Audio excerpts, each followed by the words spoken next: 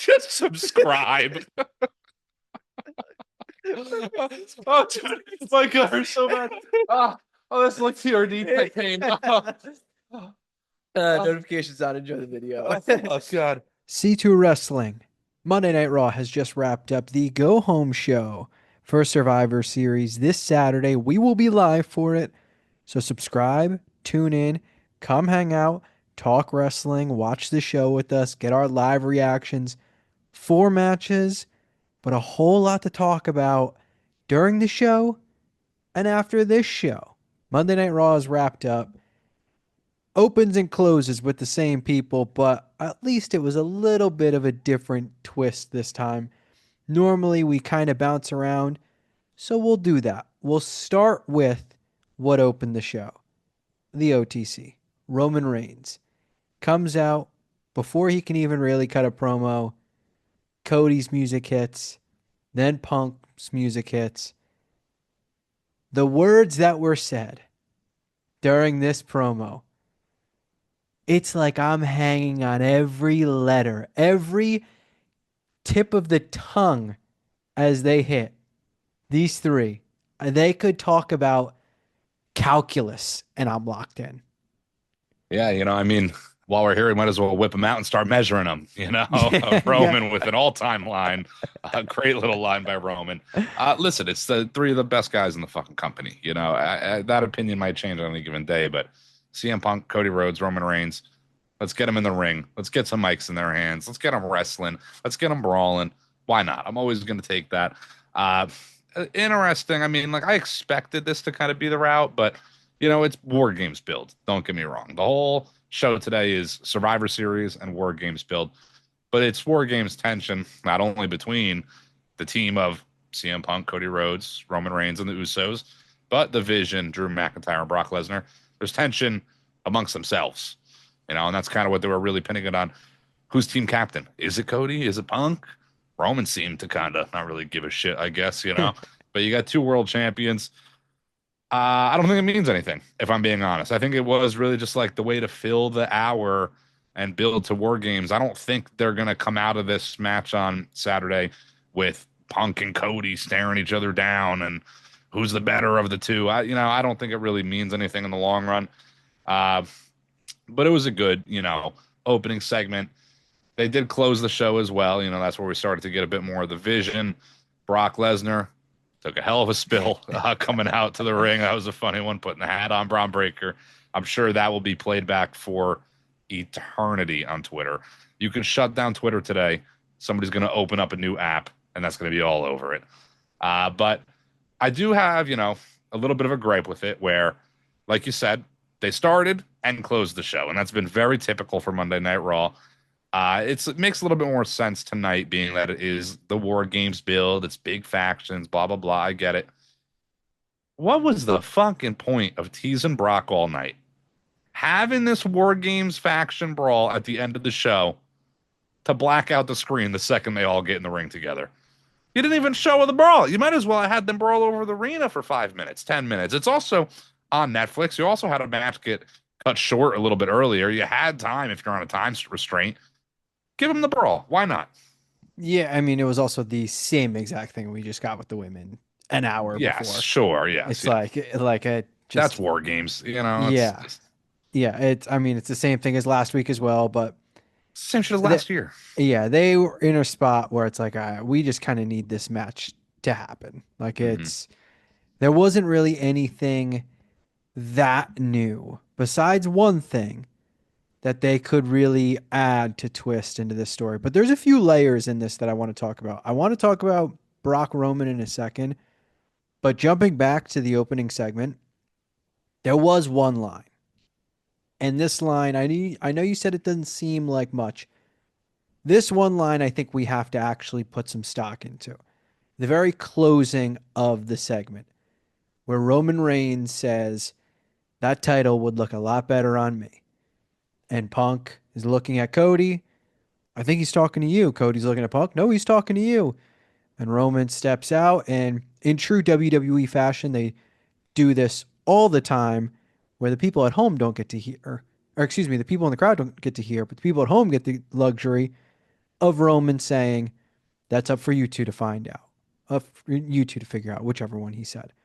Yeah. Now Roman, let's take a sip of my drink. Yeah, yeah, no, just cut me off Yeah. and take a drink, Oh, you sounded like you were done talking, but I I was guess gonna tee up the question for you, pal. okay. Give me the question. Tee up the question. I'll tee it up for you. It's gonna be right down the middle. Roman Reigns says, I would look better with that championship. Is he talking to CM Punk or is he talking to Cody Rhodes? Clobbering time. He's talking to CM Punk. They've run the Cody Rhodes Roman thing for a while. They absolutely can run it again. Don't get me wrong, but I think they're gonna go the CM Punk Roman route. Let's not be surprised if Roman walks into WrestleMania as World Heavyweight Champion. That is very likely. I'm not going to say this is never going to happen, but that whole segment did spark this thought in my mind too, that like the days of Roman winning the championship at WrestleMania are maybe over. He's in that spot to go into Mania as champion, not necessarily get the match at Mania for the title. Who knows how many WrestleManias Roman has left? He could have 3 left. He could have 20 left for all I really know. But I don't know how many more WrestleMania matches Roman is really going to come out on top in. I feel like Roman is really that big dog that is there to put guys over right now. I can see it going either way. I hope he's talking to CM Punk. I think that makes much more sense right now. I can see that feud going towards the Rumble. Again, Logan might be involved in a world title feud as well with Punk at some point. You got Braun and Bronson. Roman has been feuding with the Vision. It would be really weird for them to just transition Roman to feuding back with Cody right now. I also, especially for Cody, I need something fresh. Even the Drew and Cody run is getting a bit stale. We've been talking a lot about Aleister Black. Let's get some new guys over on SmackDown. I think when Gunther eventually retires John Cena, we'll get into that a little bit. Gunther versus Cody is at least a bit more fresh too. You have a solid matchup over on SmackDown, Roman and Punk on Monday Night Raw. Those are 2 big main events to be ending each show going into the PLEs. There's only like one part of me that makes me think it would be him talking to Cody, and that's that report that one of the two or someone close to the situation believes that the two of them shouldn't be on screen together unless they're building towards that trilogy match, because we do need to get the trilogy at some point. But I don't think this is a hot take.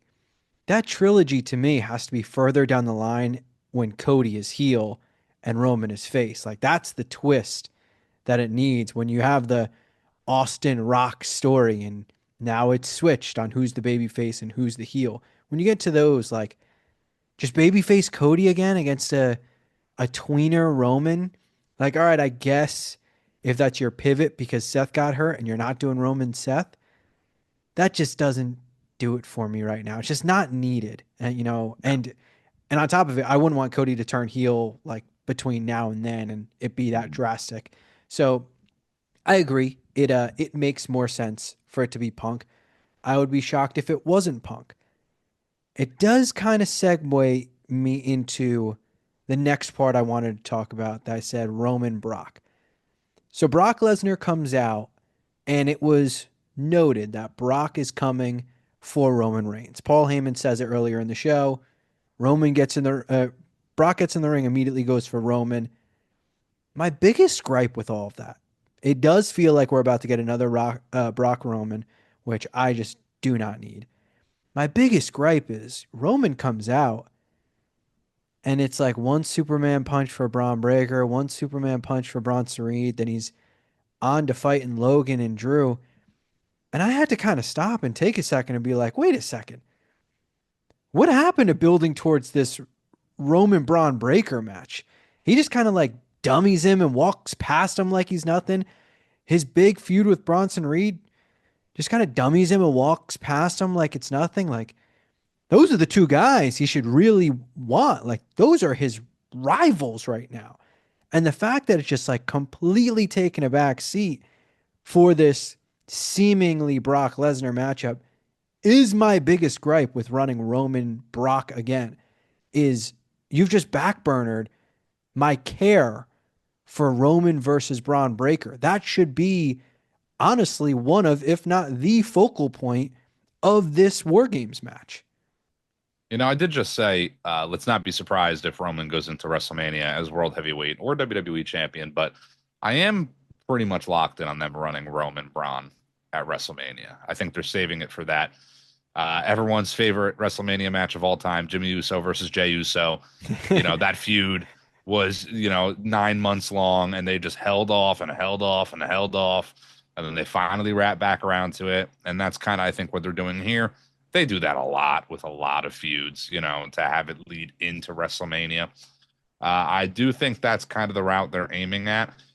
If you do Roman Brock and Roman gets the big win over Brock again, Roman's got a little bit of his sauce back. He took a couple pinfalls in the last however many matches, and being a guy like Brock Lesnar, that's a hell of a guy to beat. Even though we've seen that match a bunch of times and Roman's done it a bunch of times, it still adds a little bit more credibility back to Roman. But it's not even the credibility back to Roman. It's more about the credibility it will then give Braun Breaker when he does beat Roman Reigns at WrestleMania 42 in Las Vegas. Yeah, it's just it felt so much more prominent a Yeah. few weeks ago, a few months ago, like especially when Bronson Reed beats Roman. It's like, man, when Roman comes back, like he's coming for vengeance against them too. And now it's like, oh, Roman doesn't give a shit about these guys, even though they beat him. Like he says he cares, but his focus is on Brock Lesnar. Like I just don't need it. War Games. I think War Games honestly like throws a wrench into everything. Without War Games, we could be getting Survivor Series is big enough to have Roman versus Braun at this show in a solo match, but War Games holds everything off.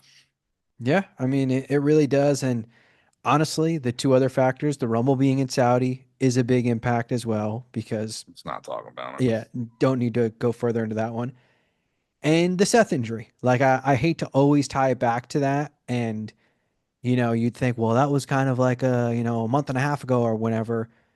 You kind of have to move on. It's like, well, these guys were all still in Seth's sphere. So, Yeah. Well, I was actually going to say, I meant to mention this about the World Championship, Roman going after Punk real quick. I can definitely see them keeping it Roman Punk in case somehow Seth is able to come back in time for WrestleMania.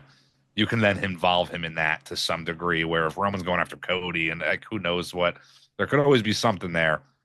And I guess in theory, Seth is going to come back and want Bronson Reed and Braun Breaker, but that would make sense for Seth to get involved in that feud again. yeah, I mean, he could want them, but he could also just want his title back first and then want them. Yeah, you said that. I want like he could want his title back, and that made me think of Batista when he returned and he was on the magazine Give me cover, what and I he was, want. "I want my title back" was like the Oh, big caption on the magazine cover. I used to get him in the mail, yeah. magazine days. God, it's like Kids don't even know what a magazine is anymore. they still sell them. I don't Yeah. think WWE makes them anymore, but No, they don't. yeah. They don't. The last time is now a tournament. Hmm. We had two more matches. We have a semifinals match made. First and foremost, Gunther versus Carmelo Hayes. Let's let's pose it for the boy. It went exactly as we expected. The match was good. Great. Gunther won. Great moments for Carmelo Hayes, even though Twitter told me forever ago that he's buried and WWE doesn't care about him, even though he's getting false finishes against the guy who's about to retire, John Cena. This is a prime example of you win even when you lose.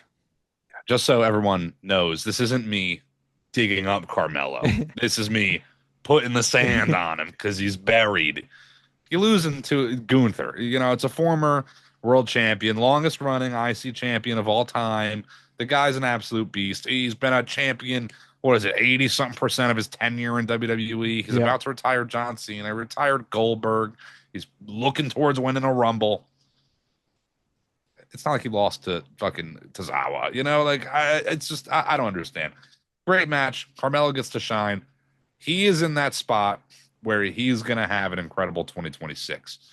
I think he's in a good spot to have the Mania moment where he might get that mid card win finally, mid card title win, I should say, at WrestleMania. It's a little too far out to really line it up right now, but he falls in line for that. People are going to be calling for him to win the Money in the Bank and everything and all that. even for that, it's a little too soon for me. Carmelo, slow roll it a little bit again. Let's get him some accolades before we go big with Carmelo. But it's really all about our boy Gunther, the GOAT. Yeah. Loved it though. And just have to mention, I believe it was the creator of Fightful. Look, great for news, all-time bad take saying Gunther needs to go back to his now old theme song, former new theme song.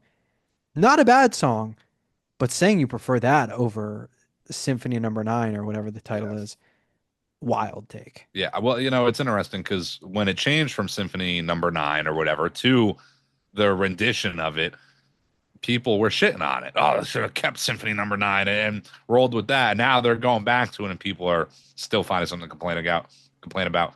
I did like Gunther's now old theme. I thought it was a banger, to be honest. But this is Gunther.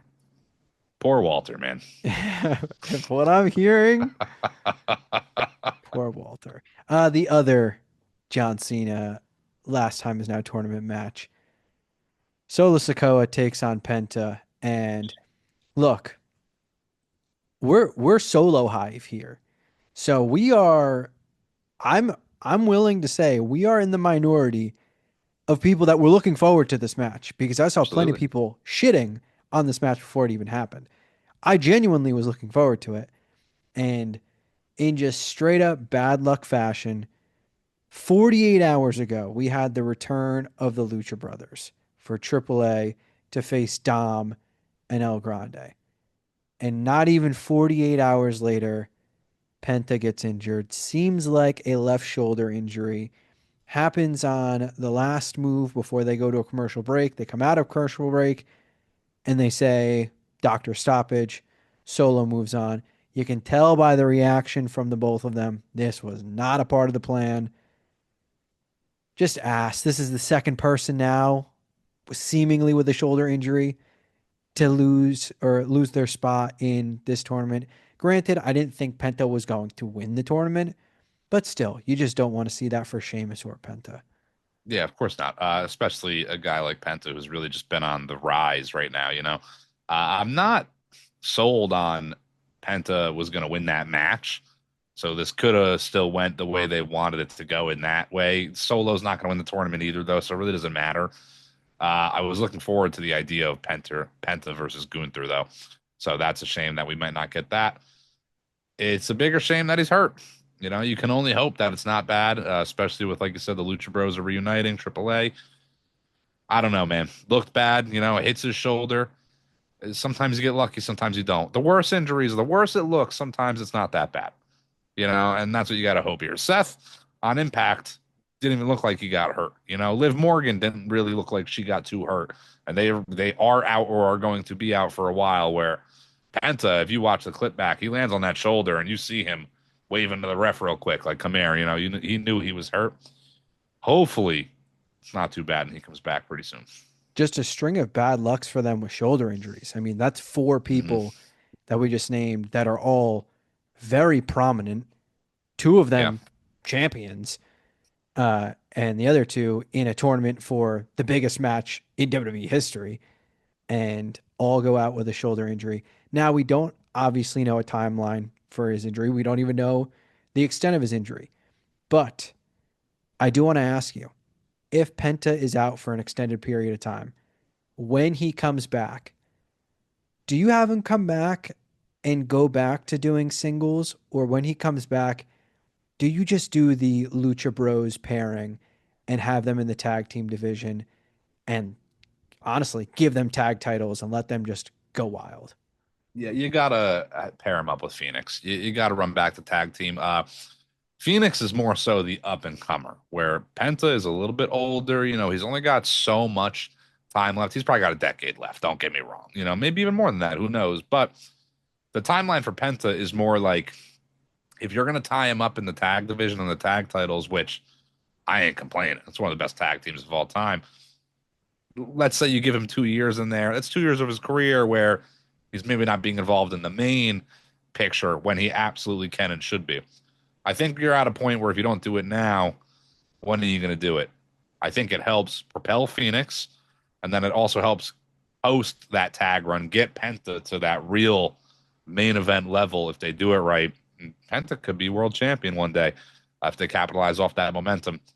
I hope he's not out long. I hope he's fucking back next week. I hope it was nothing, you know. But when he does come back, I do think it's time to pair them up. I also think the tag division could use a little help. Speaking of the tag division, we have tag title match next week, and they've got me in the spot again where I want to sit here and I want to be like, oh my God, this is just a tag title match with literally zero build, zero booking, and I want to just shit on it. We have the New Day getting tag title shot next week against Styles and Dragon Lee. I want to shit on it, but at the same time, I'm like, I'm just glad the tag titles are back on the show and they're having a match and defending the titles. So it's like I want to shit on it, but I won't just because I'm glad that it's happening. But man, it doesn't have to be this hard. No, it doesn't.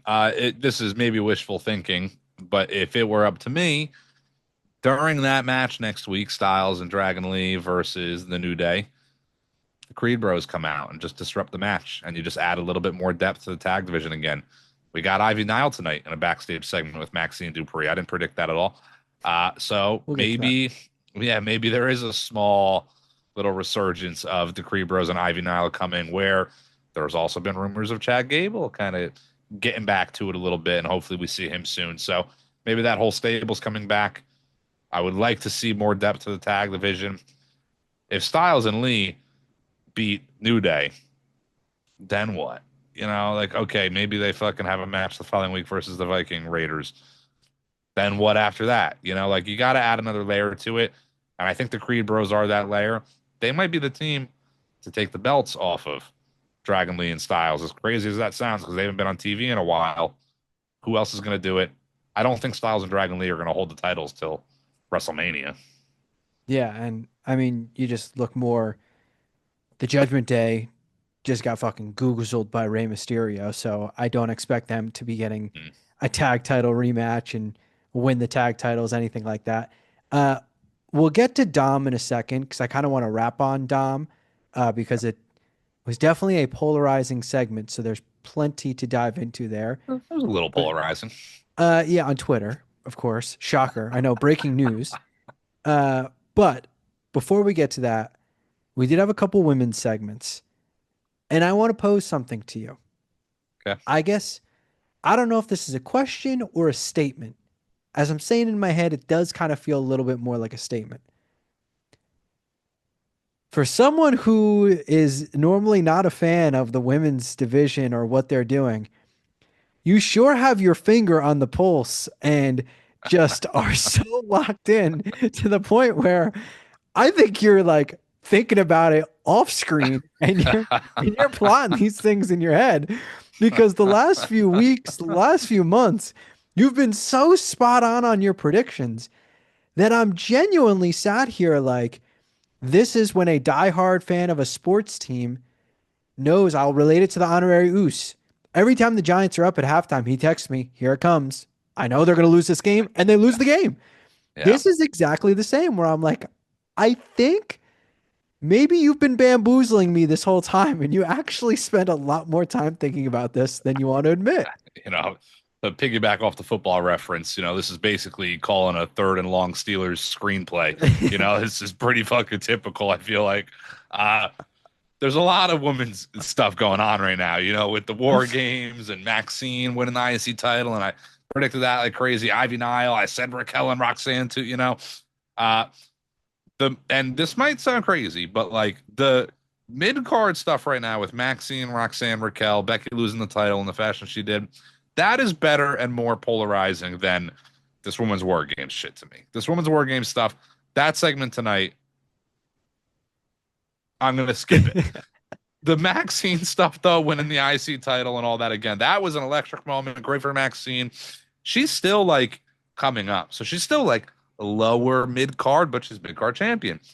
You have these other talents that you can now get involved. You know, if Zoe Stark was around, you have more even. You know, she's obviously out for a little while, but why not get Ivy Nile back on TV? Why not get Roxanne that match or the accolade in and of itself of winning the IC title at some point, or Raquel for that matter?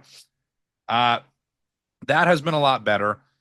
I don't think it's been like crazy hard to predict. Like I think when you go back and I predicted the J run, that was like kind of out of left field. I don't think a lot of people saw that coming. The Maxine title win, I feel like, was like in the ballpark of possibility. So I don't think it was super outlandish to predict. But I'm getting a lot of, little fire emojis in my little group chat with Triple H and Stephanie right now because I'm on the money with the women's division. Yeah, just I keep seeing the reaction, the emoji reaction, and it's just like thumbs up, it's the praise hands, it's the fire, it's the Yeah. fax machine. I'm actually Um, going to be on What's Your Story next week with Stephanie. She'll be, how are you doing this? Like, what is yeah. going on? Yo, what's funny is I saw one of the last texts you sent in the chat. It said, "Make sure she mentions she has to call Natalia." Yeah. I was like, "Wow, this guy just Yeah. he's booking every Yeah. segment for them." Well, you left out the follow-up text where it said, so you can tell her not to show up because I don't need you anymore. You know, I'm Boy, would that champion. All yeah, right. Yeah. boy, would that be something? She just calls her and she's like, "Why would I listen to you? Yeah. I'm the one with the gold around the waist, you know? Look at me. I'm the champion now." Yeah. Uh, It has been interesting. The women's division, it's in a weird spot right now. The men's division is though too with War Games. Like it's been whatever. Lyra and Bailey haven't even been on TV, and that's been the most intriguing thing out of the Raw and SmackDown women's division, really. But they're not on TV because of War Games.